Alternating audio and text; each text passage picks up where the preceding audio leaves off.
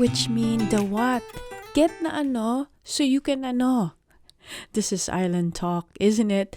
Where the person may assume that you already know the what, the ano.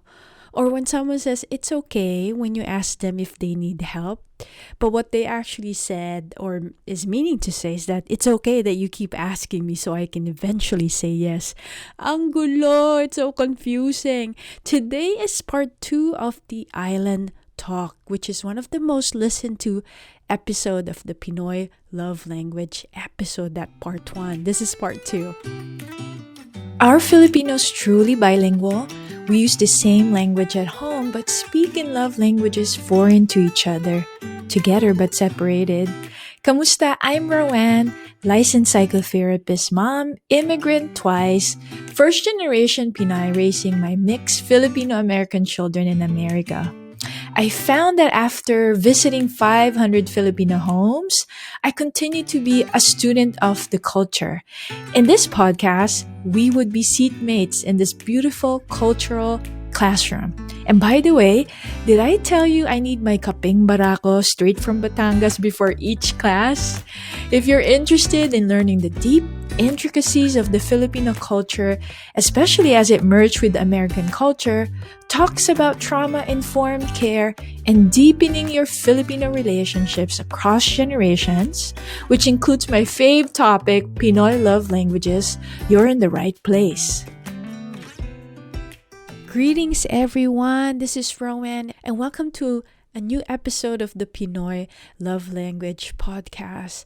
I have a little sniffle, so if I start sneezing, excuse me. So let's begin this island talk. Again, why do we speak in codes? There's an earlier episode on this, why Filipinos speak in codes. But just to point out a few things in that episode is that our ancestral lineage or any group from long time ago, before language became very complex and then became very linear, early humans listened to nature. We don't have yet a watch. And so then we have to watch the sunrise and the sunset.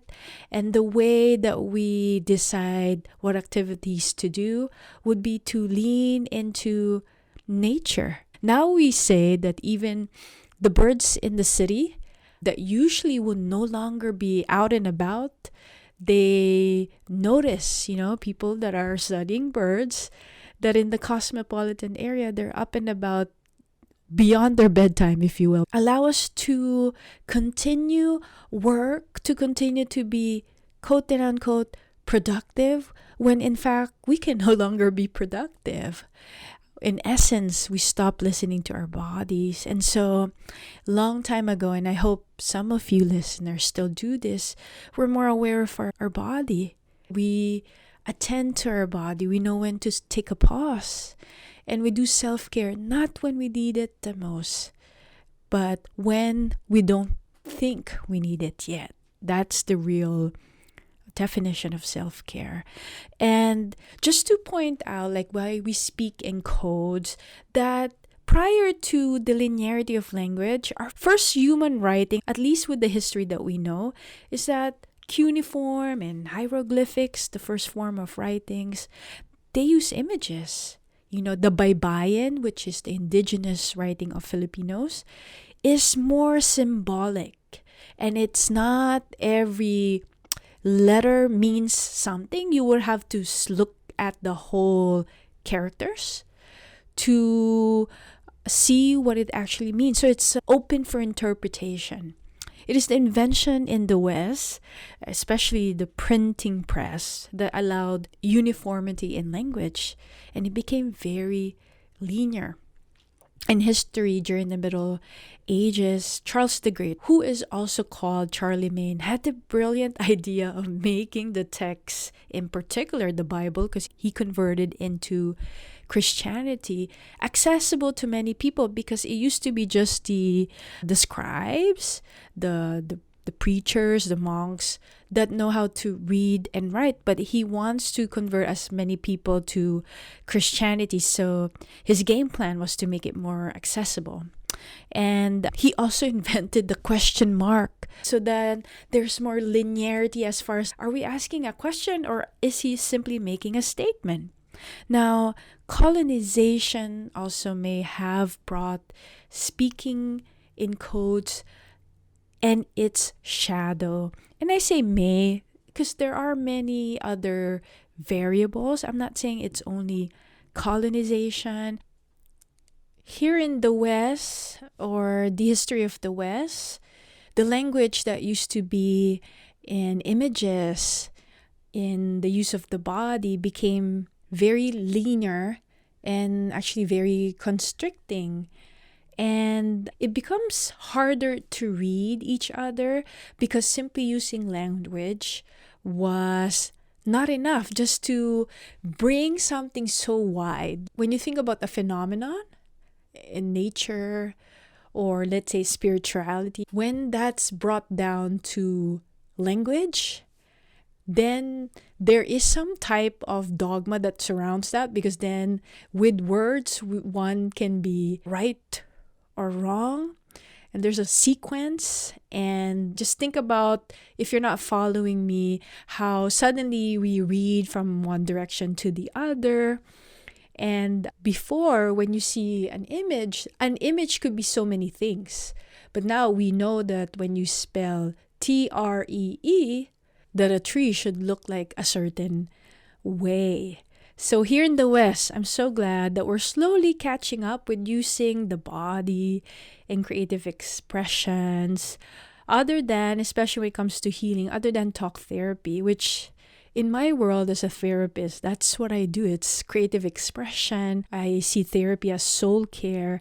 And as a healer, I wouldn't know what to do if I can't work simultaneously with language, with the body, with the psyche and the soul. So that's just a little background. Let's go back to island language. Now, here's one. Island language is the language of insisting. I might have shared that in an earlier podcast episode, but the Filipino is always trying to figure out if he's being polite by inviting someone.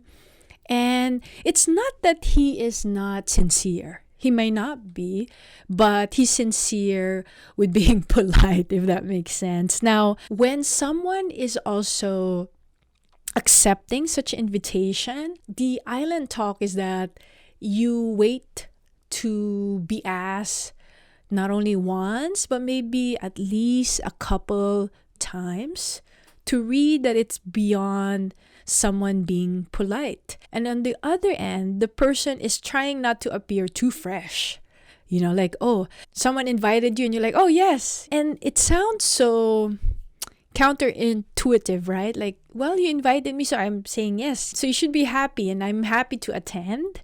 But the Filipino sometimes may be concerned that he's acting too fresh, that he took upon himself to say yes, to invite himself with just one invitation. So that's one, the language of insisting.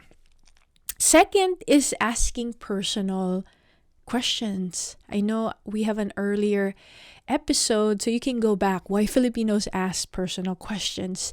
There you would find a very different viewpoint than the one that you may hear often in social media or even in Filipino-American psychology.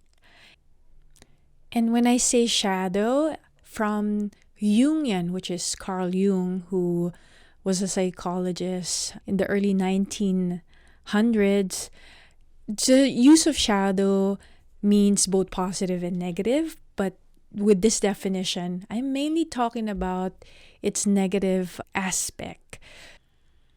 So here in the West, we see asking a question. Usually when there's a statement and the inflection in the end is going up. For example, I'm going to the grocery store. But if you make, I'm going to the grocery store, it becomes a question. So for the Filipino, this is island talk. And when I say this, I'm not saying that it's always the case, but it might be the case, is that asking question can also be used as a statement. So when someone asks you a personal question, like, how much do you make per hour? It's very, very personal. One that you probably may not be comfortable sharing. It could also be a statement. You probably make a lot, is what they're saying. And so the response could simply be a confirmation of their statement. Yeah, I do make a lot. And so it's a very different way to respond. I'm not saying these things need not change.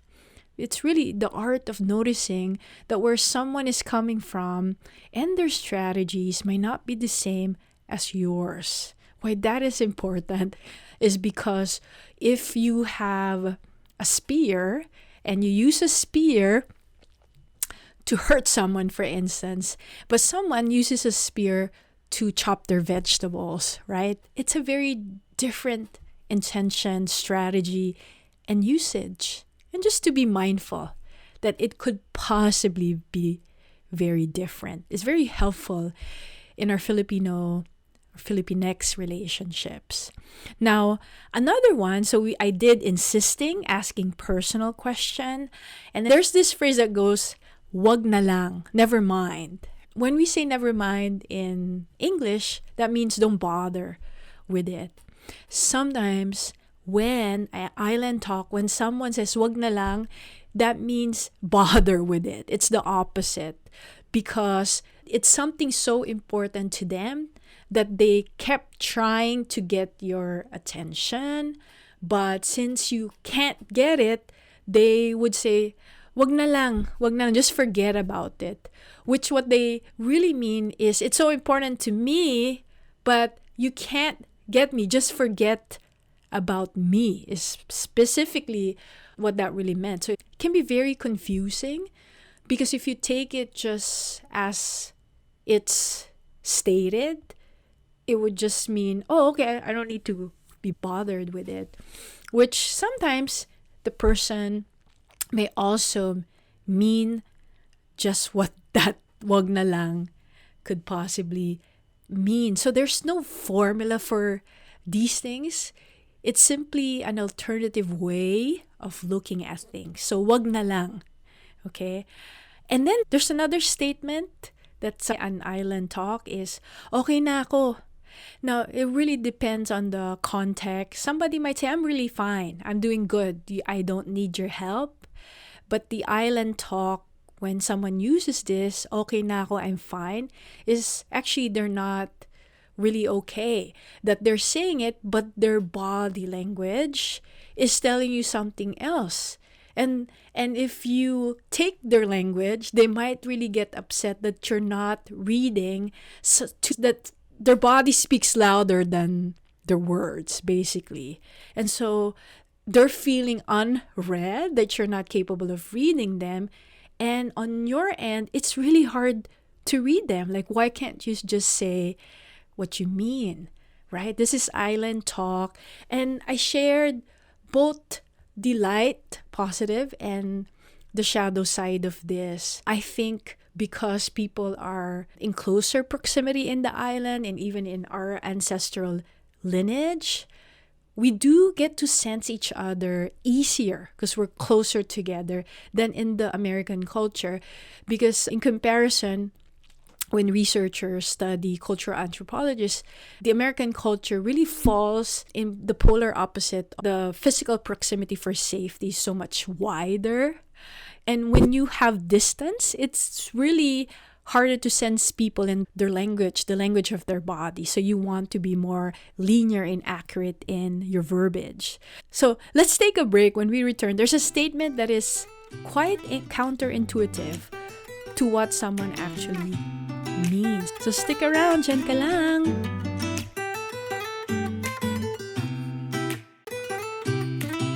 looking to connect to your cultural identity, but you might not have the time or the resource to learn the language or go to the islands and go island hopping, I've created the KULTURA cards. These are metaphorical cards inspired by the Filipino culture so that you can stop trying to place yourself in the culture and instead find the culture within you by using images, your imagination, and some guidance from me. If you're interested in checking out the unique, designed by me and colored by my hobby and kids, KULTURA cards, which includes a booklet, I'm releasing the KULTURA cards in April of 2023. So if you're listening after this date, they should be available.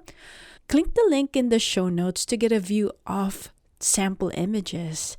I love it not only because I designed it and my hubby and my children colored the images, but there's a tricycle with a pig on top, a mangtataho, a mango tree with a hammock, atbp.